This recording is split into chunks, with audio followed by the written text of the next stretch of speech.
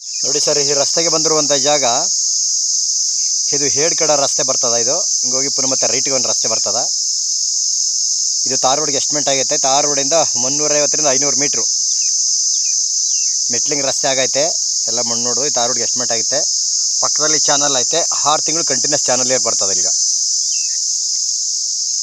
Malavalli to Mysuru highway ರೋಡಿಂದ ಒಳಗಡೆಗೆ 7 kilometre. ಮಳವಳ್ಳಿಯಿಂದ ಒಂದು 15 ಕಿಲೋಮೀಟ್ರ್ ಆಗುತ್ತಾ. ಲ್ಯಾಂಡ್ ಕಡೆ ತೋರಿಸ್ತಿದ್ದೀನಿ. ಇದೇ ಲ್ಯಾಂಡು. ಒಂದು 250ರಿಂದ 300 ತೆಂಗಿನ ಗಿಡ ಐತೆ. 250ರಿಂದ 300 ತೆಂಗಿನ ಗಿಡ ಐತೆ. 3000 ಅಡಿಕೆ ಐತೆ. ಬಾಳೆ ಹಾಕಿದ್ದಾರೆ. ಜಾಗ ಮಾತ್ರ ಬಾಕ್ಷಿಗೆ ಸ್ಕ್ವೇರ್ ಆಗಿದೆ. ಬೆಂಗಳೂರಿಂದ 115 ಕಿಲೋಮೀಟ್ರು, ಮೈಸೂರಿಂದ 50 ಕಿಲೋಮೀಟ್ರು, ಟಿ ನರಸೀಪುರದಿಂದ 20 ಕಿಲೋಮೀಟ್ರ್ ಆಗುತ್ತಾ. ಮಾವಿನ ಗಿಡ ಇದೆ ಒಂದು ಸೈಡಲ್ಲಿ. ಹಣ್ಣಿನ ಗಿಡಗಳು ಏನೇನು ಬೇಕು ಹಣ್ಣಿನ ಗಿಡಗಳಲ್ಲಿ ಹಾಕೊಂಡಿದ್ದಾರೆ. ಪ್ರತಿಯೊಂದು ಮಾವು, ಸಪೋಟೊ, ದಾಳಿಂಬೆ, ಹಿಂಬೆ ಗಿಡ, ಪ್ರತಿಯೊಂದು ಗಿಡಗಳು.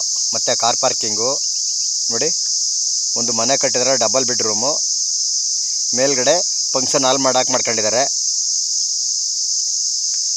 3 ಬೋರ್ಗಲ್ ಐತೆ. 25 kV TC ಐತೆ.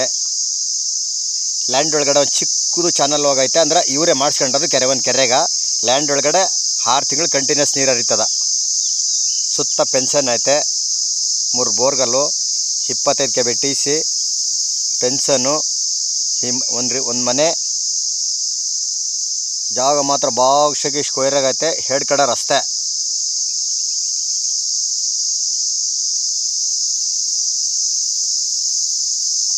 ಜಾಗ ಮಾತ್ರ ನೋಡಿ ಇದೇ ರೀತಿ ಇದೆ. ಜಾಗ ನೋಡಿ ಸೂಪರ್ ಆಗಿದೆ ಜಾಗ.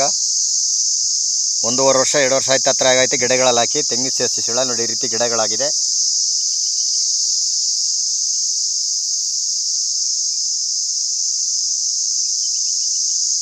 ತಾರ್ ರೋಡಿಂದ ಒಂದು 500 ಮೀಟ್ರು ಮೆಟ್ಲಿಂಗ್ ರಸ್ತೆ. ಇದು ತಾರ್ ರೋಡ್ಗೆ ಎಸ್ಟಿಮೇಟ್ ಆಗೈತೆ.